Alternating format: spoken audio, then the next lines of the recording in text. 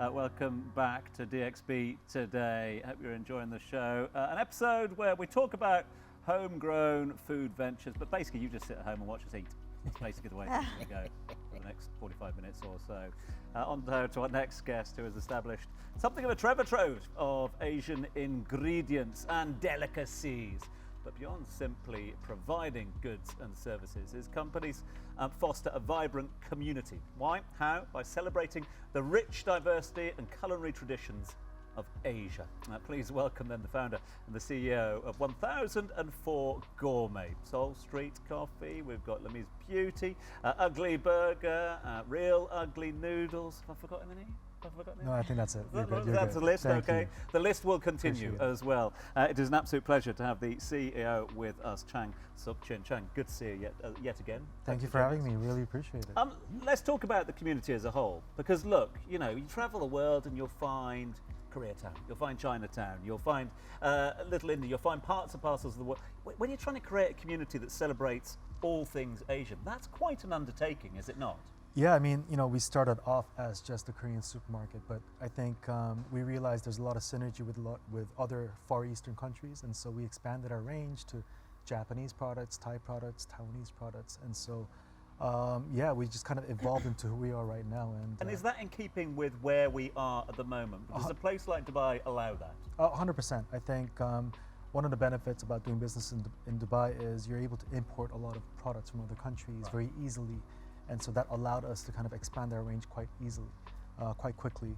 And so that, along with the cosmopolitan city, right? A lot of the people in Dubai, especially even young Emiratis like Hind, travel the world and they get to eat food from different countries.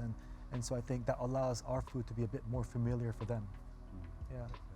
Chang, I see your journey. I've seen your evolution, and it's a wonderful thing, man. And the names that you have for all of your brands as well is something that sticks in a lot of people's minds. I see happiness, I see success, but what are the challenges that you've faced? I love that question, to be honest, because I think we always talk about our successes, but not about our challenges. I think one of the challenges about running an Asian food concept specifically is educating the customers, and so we try to have cooking classes.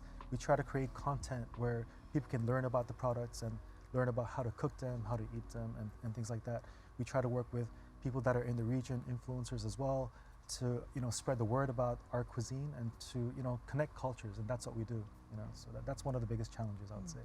Chang, I absolutely love Asian food. I'm a little bit of an amateur home cook myself, and Korean food in particular. The only dish that I know how to prepare is bibimbap. Oh wow! Did I say it correctly? It's not easy, but yeah, that's the only dish I know how to prepare at home. But you mentioned a little bit earlier on about educating the community through cooking classes. I mean, I myself, if I'm trying to make dim sum, to find dim sum wrappers in your regular supermarkets, it's not easy at all. So can you tell me a little bit more about educating people on some of these finer Asian cuisines? Yeah, look, I think it's fun to create dishes from scratch, but we got you where we got frozen dumplings, which are very, very delicious. You can get all your ingredients in our shop, and there's a certain amount of we make it easier for you to cook our food. But like I said, it's all about educating the customer, doing cooking classes, spreading the word, and trying to kind of motivate people to cook more at home.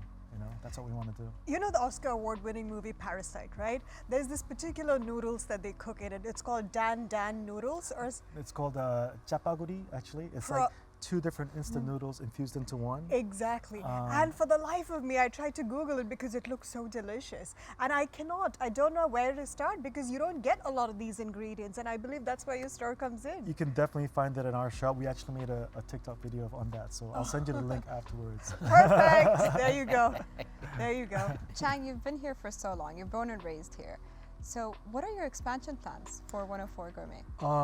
Look, we're at a stage where I think we want to open up more branches, so we're looking for locations. We're always trying to bring in new products all the time from all these different countries. We also want to get into Saudi. I think Saudi's expanding very, very fast, and I think we want to be there as soon as possible. So a lot to do in the next couple of years. I don't want to compare and contrast. I don't want to make it a competition. Hind did bring in hot chocolate as well. I've seen you bring a box of goodies. Do you want to talk us through it? Yes. I brought I brought strawberries from Korea that go really well with the hot chocolate. I would say, right? It's a good collaboration right here. Right. So, Allow me to pass around. You talk us through them. These are just super sweet strawberries, and they're able to achieve this thank you. by basically, if there's 10 strawberries growing, they'll get rid of like 8 strawberries and allow the 2 remaining to retain all of the nutrients, and that's why. Is this good to eat, or Yeah, does it need yeah. to be washed? I think it's okay. Okay, Yeah. we'll find We out. washed it before. What do you think? Great texture, super sweet, Brix levels really, really high. I'm not just saying it, and but really that's one of pretty the as best well. strawberries I've ever had. Yeah. They're the best, actually. I actually went once in Nakhil Mall. You Nakhil have Mall? that small little Yes, section in there. Depachka. And I bought one of these, and I was like, everyone talks about them, and you find them individually wrapped. Yeah. And I remember I took them home, and I was like, okay, I understand why these are expensive now, and why they taste so good, because They're it's like so natural different. sweeties, aren't they? Yeah. It's a natural candy. sweetie. It's a candy. No sugar added. It seems to me, in conversation with you, obviously you've got extraordinary background in terms of sourcing ingredients. Has there ever been an ingredient you've been difficult to source here as well? The age-old durian fruit, can we bring that here yet or not? Durian, I've seen it in the city. To be honest, no. Dubai is actually very import friendly. We're able to bring in whatever we want. I think things like caviar, let's say, you need a specific license and stuff. But no, I think Dubai is And is the extremely demand friendly.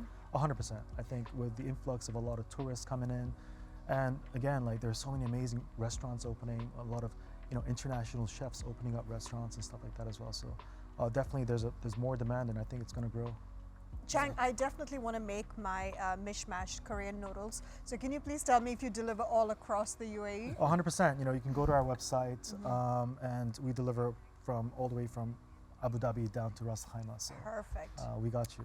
And Chang, if there's something that I want to order, I've seen these apples, they're black apples called the black diamonds. Could you source them for me and then bring them? Where is it from? I think it's Tibet. Oh, no way. Yeah. Okay. I'll look into it. No promises. Black If you can create the demand for it, I can bring it in. What's happened to DXB today? It's just turned into a Lane Redmond shopping. Done. It's a business venture. This is Yeah. it. Chang, thank you so much for being here, Thank you. for Thank being you the so much for amazing having me. person you are. Good luck with all of the other adventures as well. Appreciate it. We've got so much more to talk about when it comes to the burger place and the noodles and everything. So good luck with everything, man. Thank you so much for your support. Thank you, bro. Thank you. Cheers. Now, today's spotlight is on a homegrown Pan-Asian street food brand crafting personalized wok dishes that blend the diverse flavors of this here city. It's Wok Boys.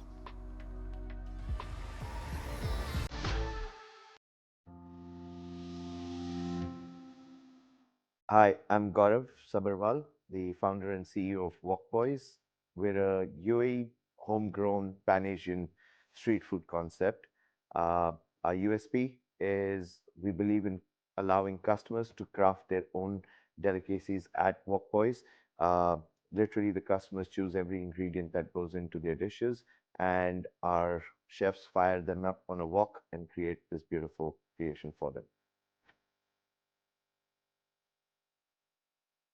Well, I've lived in the UAE now for close to 4 decades, and the UAE has always had a dominance of the corporates and conglomerates leading the franchise brands in the country. All the international brands today that are present in the UAE and across the GCC region, and I think homegrown brands like Wok Boys and some of our patrons are now carving a new niche for end user franchising in the market. We've seen a significant growth because of that.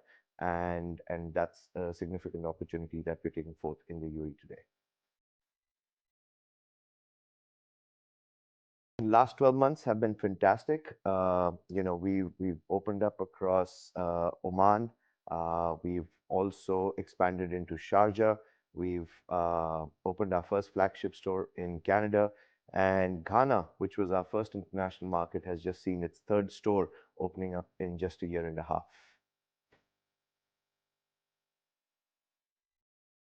Well, Dubai is a volcano of opportunities, and it's always been. It is the center of the world. It's carved its niche. It's today amongst the capital cities of the world. It's bringing in the highest opportunities for residents, citizens, investors, and everyone that looks at Dubai for any opportunity. So undoubtedly, Dubai is a fantastic venue to have launched our brand. Arabic cuisine in general, it has always been, you know, having again grown up out here, it's been my go-to meal. There's just something about the old school hummus and shawarmas. So whether I'm traveling, I'm still looking out for them, or I'm back home, that's the first meal I want to hit. Yeah, certainly making some noise in the industry there. The What Boys there doing things brilliantly. Right. Also doing things brilliantly is our Ash, who's on the roundup. Yes, Tom, still on the subject of food. Speaking of homegrown brands, here are some foodie ones going global. Japanese street food concept Akibadori can now be found in Saudi Arabia. DIFC's popular Greek restaurant Avli by Tasha's is set to open in Bahrain. The famous cafeteria Philly has now branches across the UK, USA, India, Oman and Mauritius. And finally, homegrown burger brand Fine Salt is opening in Kuwait, Qatar, Saudi Arabia, as well as Japan. And the fine dining circuit Gaia by Tasha's is opening in Monte Carlo and Doha. Guys, I mean, just Avli by Tasha's alone, I have one too many stories for the biography to share, or from a Saturday night over there. But I don't know if you guys agree with me, but I feel like 2024 is going to be the year where the whole concept of made in Dubai when it comes to the food scene is going to go global and really imprint the UAE in the culinary scene overseas. Do you agree? I agree. I concur. Just you, Lane. As you see, like we discussed this last week briefly. Akidori is doing fantastically well, and here, and with the expansion to the UK as well, and other brands that Sama has, it's wonderful. It's a good thing, and I don't see anything. I like what you said, made in Dubai. I think that's going to become a thing. And like, if you look back 10 years ago when I first started, that concept didn't exist. But with Sheikh Mohammed's vision and him supporting local brands, everyone now is starting from Dubai, building their brands in Dubai and going out and across. And it's so wonderful to see people in the industry that they become your friends, they become your colleagues, and then eventually you see them growing bigger and bigger. And it's such a wonderful thing to see. It's so challenging as well. Yeah, and I wanted to get your thoughts. Dubai is one of the easiest places to open a business. Right.